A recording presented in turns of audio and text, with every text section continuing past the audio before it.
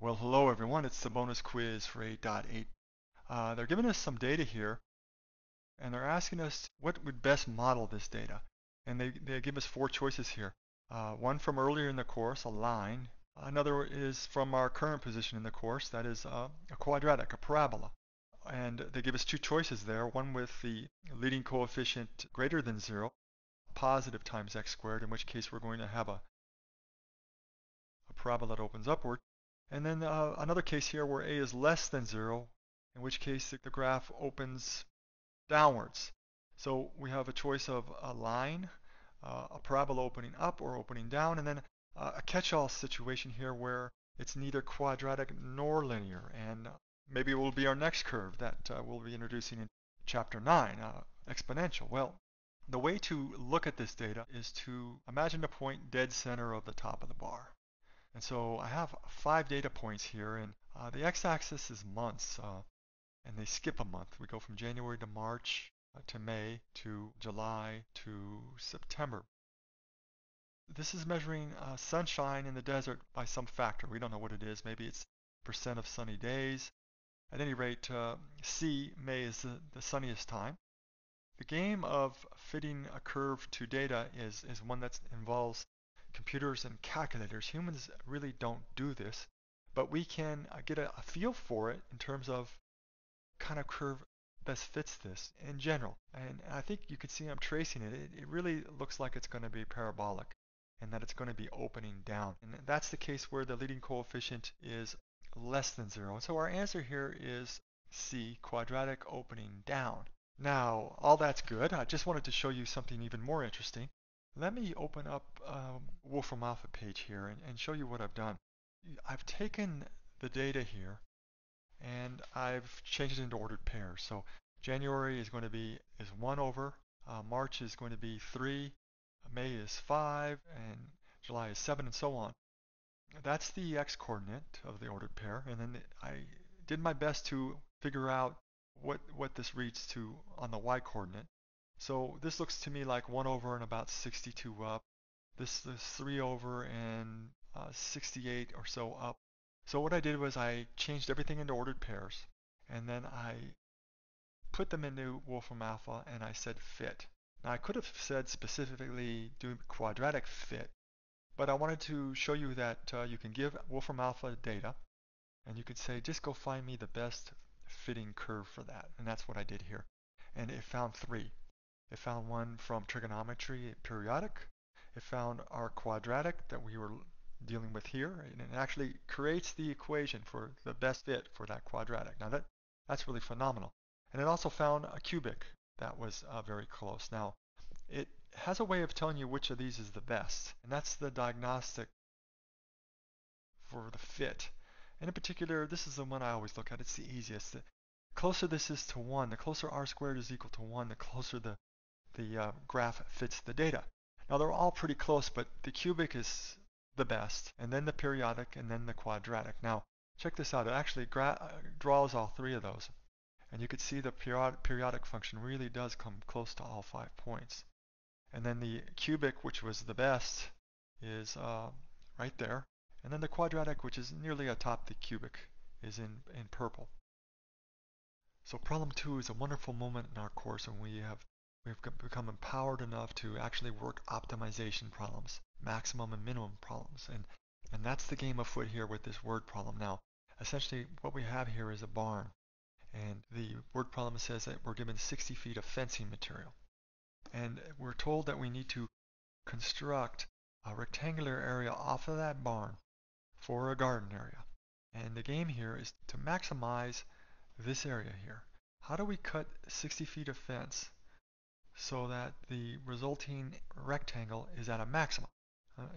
That means we need to cut 2 sides and 1 length from 60 feet to make the biggest possible gardening area. Now, we have no idea what the width of our rectangle is going to be, so let's just call it x.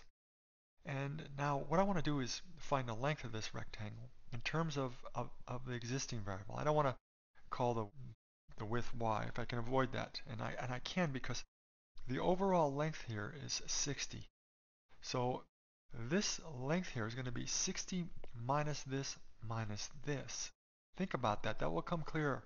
And so 60 minus x is really 60 minus 2x. So I've written the length in terms of the width. Now area is going to be width times length. And I'm now able to set up an equation that gives me area. And that equation looks like this. X width times length, 60 minus 2x. And when we do this multiplication, we do in fact right here get an x squared term. And so we have a quadratic, and a quadratic graphs as a parabola. And so this parabola is going to open down, and we are going to have a maximum. So it looks like our equation is going to be good, and when we do this multiplication, we get a plus 60x.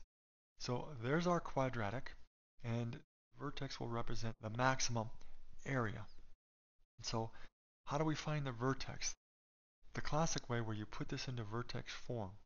And then there's another way that doesn't get spoken about so much, and it involves the quadratic formula. Now, here's what's neat about this. Here's a quadratic formula. If we were just to ignore this part right here, just pretend it doesn't exist, x is equal to negative b over 2a. That particular formula, that muted formula, will actually give us the x-coordinate of the vertex of a quadratic. What I'm saying to you is this. The vertex, the x-coordinate of the vertex is going to be negative b over 2a. And here's my a, and here's my b. Let me rip them out. A is equal to negative 2. B is equal to 60. So by manipulating these, according to this formula, I can find the x-coordinate of the vertex, which is of course the maximum. So we have negative b, negative 60 over 2 times a, and a in this case is negative 2. Now we're going to have a negative over a negative, negative 60 over negative 4, that's the same as 60 over 4, and 4 goes into 60 15 times. So my vertex here is going to have an x-coordinate of 15.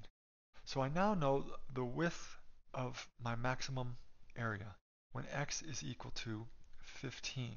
And of course I can put x in here and I could figure out the length of my rectangle. It's going to be 60 minus 30 or 30. So that's how I want to cut my fencing. I want to cut 3 pieces, one 15, another 15, and the third piece 30 feet.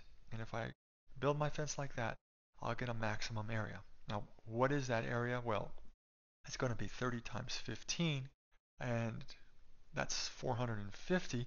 But we could have also found that by using our formula here, by setting x equal to 15 to find our output, our y, or our area. So that would look like this.